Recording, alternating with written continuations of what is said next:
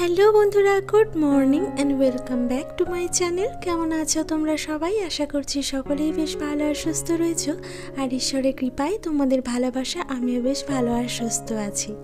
আজ হলো মঙ্গলবার, আর এখন ঘড়িতে বাজছে ঠিক সকাল 7টা, আর এখন থেকেই তোমাদেরকে সাথে করে নিয়ে ভিডিওটা শুরু করছি। ভিডিওটা প্লিজ স্কিপ না করে পুরোপুরি দেখতে থাকো, আশা করছি তোমাদের খুব ভালো লাগবে। কাল তো ছিল বড়দিন, আর আশা করছি তোমরা কালকের ভিডিওটা নিশ্চয়ই দেখেছো। আর কালকে তো ভিডিওতে আমি তোমাদের সাথে শেয়ার করেছি যে কালকে সকাল থেকেই না ওয়েদারটা খুব সুন্দর ছিল, একদম ঝলমলে ওয়েদার ছিল। সারাটা দিন বেশ রোদ থাকার কারণে ঠান্ডাটাও কিন্তু তেমন একটা ছিল না, সেই জন্য কিন্তু বেশ অনেকেই ভালোভাবে কালকের দিনটা এনজয় করেছে। তবে বড়দিনের শেষেই আজ সকাল থেকেই কেন জানি না এতটা ঠান্ডা লাগছে, আর আকাশে না তেমন খুব একটা রোদও আমি দেখতে পাচ্ছি না, রোদের কিন্তু খুব একটা তাপও নেই।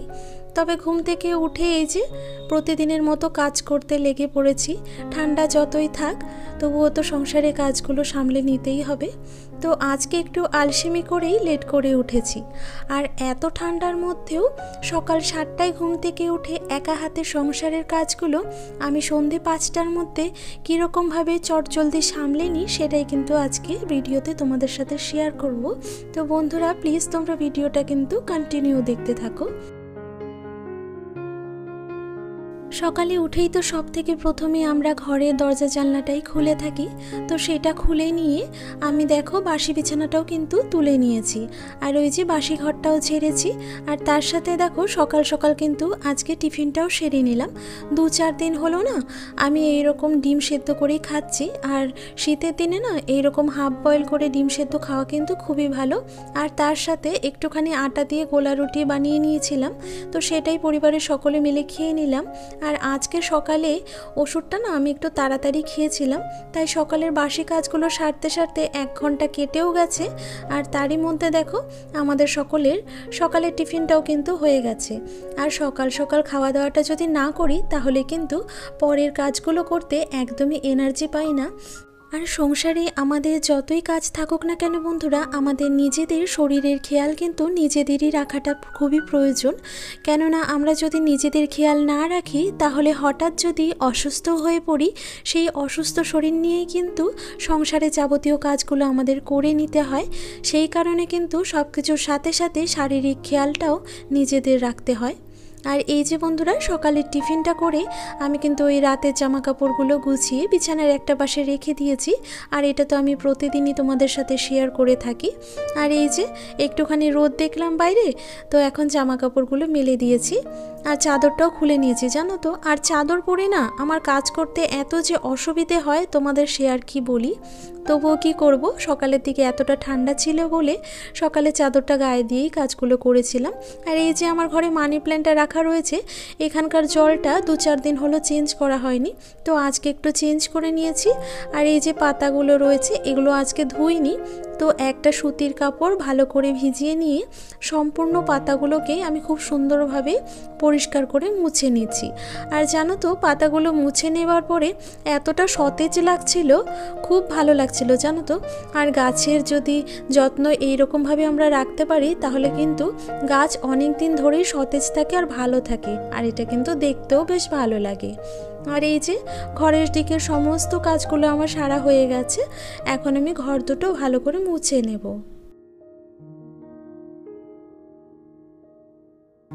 বন্ধুরা এখন যেহেতু শীতের দিন, তো সেই জন্য বেলাটা কিন্তু ভীষণই ছোট, আর তারই মধ্যে কিন্তু আমাদের সংসারে কম বেশি কাজগুলো শেষ করে নিতে হয়। আর তোমরা তো জানোই যে আমাকে সংসারে কাজের সাথে সাথে অফিসের কাজগুলো মেনটেন করতে হয়, তো রীতিমতো দৌড়োদৌড়ি করেই আমাকে সংসারে কাজগুলো সমস্তটা শেষ করতে হয়। তবুও কি বলো তো, এই অফিসের কাজ সামলানোর সাথে সাথে সংসারে কাজ সামলানো এটা কিন্তু আমার কাছে একটা অনেক বড় চ্যালেঞ্জ। তবুও জীবনে যদি এইটুকু না করতে পারি তাহলে ভবিষ্যৎ জীবনে যখন আরও একটু কাজ বেড়ে যাবে বা সংসারের দায়িত্বটা যখন আরও একটু বেড়ে যাবে তখন কি করব, তাই না? তো সেই কথাটা ভেবেই কিন্তু আমি সমস্তটাই একা হাতে সুন্দরভাবে মেনটেন করার চেষ্টা করি। বন্ধুরা, হাতে সময় না থাকলেও চটজলদি সংসারের সমস্ত কাজ একা হাতে সামলানোর একটা দুর্দান্ত টিপস হলো প্ল্যান অনুযায়ী কাজ করা। আর এটা কিন্তু আমি সব সময় করে থাকি। প্রত্যেক দিন কোন কাজগুলো আমাকে কিভাবে করতে হবে বা কী কী রান্নাবান্না করতে হবে, কোনটার পর কোন কাজগুলো করতে হবে সেটা ভেবেই কিন্তু আমি প্রত্যেক দিন প্ল্যান করে রাখি। আর সেই অনুযায়ী কিন্তু আমার প্রতিদিনের কাজকর্মগুলো তোমাদের সাথে শেয়ার করি। আর এটা করলে কি হয় বলো তো, দিন যতই ছোট হোক না কেন বা তোমার হাতে সময় যতই কম থাক না কেন, প্ল্যান অনুযায়ী কাজ করলে সময়ের মধ্যেই কিন্তু সমস্ত কাজ সেরে ফেলা সম্ভব হয়। আর এটা যদি তোমরা একবার করে দেখো না বন্ধুরা, তোমরা নিজেরাই কিন্তু বুঝতে পারবে। আর এই যে বন্ধুরা, তোমাদের সাথে গল্প করতে করতে সকালের অনেকগুলো কাজ কিন্তু আমি সেরে ফেলেছি। ঘর দুটো মুছে এসে এই যে রাতের এঁঠো বাসনগুলো ছিল সমস্তটাই মেজে দেখো আমি কিন্তু স্নান করে নিলাম। আর প্রত্যেক দিন যেহেতু আমার অফিস টাইমটা মেনটেন করতে হয়, সেই জন্য আমি না সবসময় চেষ্টা করি সকাল সকাল স্নানটা সেরে নেওয়ার। আর শীতের দিনে একটু সকালে স্নান করলে শরীরটাও কিন্তু বেশ ঝরঝরে থাকে। স্নান সেরে এসে তুলসী তলায় একটুখানি জল দিয়ে দিয়েছি। আর তারপরে এই যে অফিসের কাজগুলো দেখে নিলাম। আর বন্ধুরা, কাল কিন্তু 25শে ডিসেম্বর থাকা সত্ত্বেও অফিসের কাজে কোনো ছুটি ছিল না। আমি রীতিমতন বলে একটা লিভ নিয়েছিলাম, তো সেই জন্য অফিসের কাজ না অনেকটাই জমেছিল। তো আজকে কিছুটা প্রেশারই ছিল বলতে পারো কাজের, তবুও সকালের মধ্যেই আমি কিন্তু সেই কাজগুলো শেষ করে নিয়েছি। আর কাজগুলো শেষ করেই এই যে দেখো বাজার থেকে কিন্তু আজকে অনেকগুলো সবজি আনা হয়েছে। এখন এই সবজিগুলোই জায়গা মতো গুছিয়ে রেখে দেব। তো সব সবজি তো ফ্রিজে রাখা হয় না, যেমন নতুন আলু আর পুরনো আলুগুলো এগুলো বাইরে রেখেছি, পেঁয়াজ রসুন ওগুলো ডালিতে রেখে দিলাম। আর এখন দেখো এই সবজিগুলো আমি একটা প্লাস্টিকে করে ভালো করে ওটাকে ফ্রিজে তুলে রাখবো।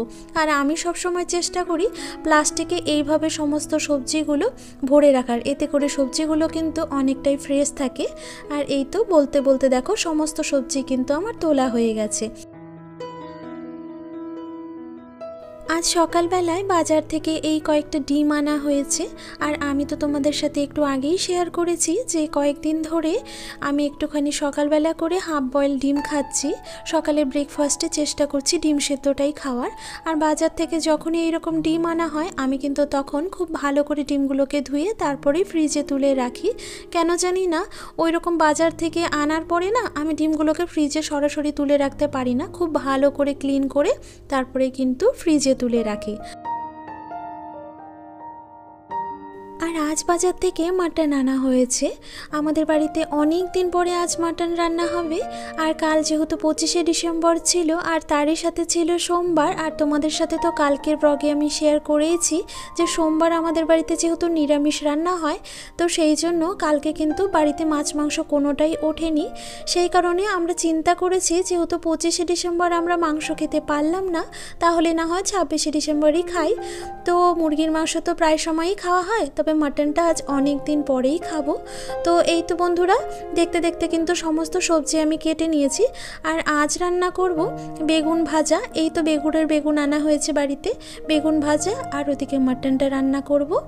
আর বন্ধুরা, এই যে নতুন কড়াইটা তোমরা দেখতে পাচ্ছ, এটা কিন্তু কয়েকদিন আগেই কেনা হয়েছে, তবে এখনো পর্যন্ত এটাতে রান্না করা হয়নি। তো ভাবলাম আজ যেহেতু মাংস রান্না করব, তো না হয় এই কড়াইটাতেই রান্না করি। তো সেই জন্য কড়াইটা বের করে নিয়েছি। আর এই যে মাংস আমি ভালো করে পরিষ্কার করে ধুয়ে নিলাম। এখন এতে মশলা মাখিয়ে নেব। বন্ধুরা, আমার এই পর্যন্ত ভিডিওতে যদি কোনো পার্ট বা আমার কোনো কাজ যদি তোমাদের ভালো লেগে থাকে, তাহলে সেটা কিন্তু অবশ্যই কমেন্টে জানিও। আর যদি কোনো নতুন বন্ধু এই মুহূর্তে আমার ভিডিওটা দেখে থাকো, তাহলে তোমাদের যদি আমার কোনো কাজ ভালো লেগে থাকে, তাহলে অবশ্যই সেটা কিন্তু কমেন্ট বক্সে জানাতে ভুলো না। ওদিকে মাংসটায় ভালো করে মশলা মাখিয়ে কিছুটা সময় রেখে দিয়েছি। আর এখানে প্রথমে মাংসের আলুটা আমি ভেজে নিয়েছিলাম। আর এখন দেখো বেগুনগুলোকে খুব সুন্দর করে লাল করে ভেজে নিয়েছি। আর এখন আমি মাংসটা বসিয়ে দিচ্ছি। আর মাংসের জন্য গরম তেলের মধ্যে একটুখানি গোটা জিরে, তেজপাতা আর টমেটো দেখো ফোড়ন দিয়ে তারপরে মাখানো মাংসটা দিয়ে দিয়েছি। আর মাংসের পরিমাণটা আজকে ভীষণই অল্প, কারণ মাটনটা আমরা খেতে পছন্দ করি ঠিকই, তবে খুব একটা বেশি খাই না, সেই জন্য অল্পই আনা হয়েছে। আর আলুর পরিমাণটাও আজকে অল্প রেখেছি। আর এই যে বন্ধুরা, মাংসটা কষিয়ে নেবার পরে কিন্তু গরম জল দিয়ে দিয়েছি। আর এই তো ফুটে এসেছে মাংসটা, আমার কিন্তু মাংস রেডি হয়ে গেছে। আর এই তো বন্ধুরা, রান্নাবান্না কমপ্লিট করে আমরা কিন্তু লাঞ্চ করতে বসে গিয়েছি। আর আজকে লাঞ্চের প্লেটটা কিন্তু আমি খুব সুন্দরভাবে সাজিয়ে নিচ্ছি। আর এই প্লেটটা তো আমি তোমাদের সাথে কালকেই শেয়ার করেছি, মাত্র 50 টাকা দিয়ে কিনেছি। আর এতটা সস্তায় পেয়েছি বলে দুটো প্লেট কিনে নিয়েছিলাম। আর সাজিয়ে গুছিয়ে এরকমভাবে সুন্দর করে প্লেটে খাবার খেতে কিন্তু সকলেরই ভালো লাগে, তাই ভাবলাম আজকে একটু খুব সুন্দরভাবে থালাটা সাজিয়ে তারপরে তোমাদের সাথে সেটা শেয়ার করি।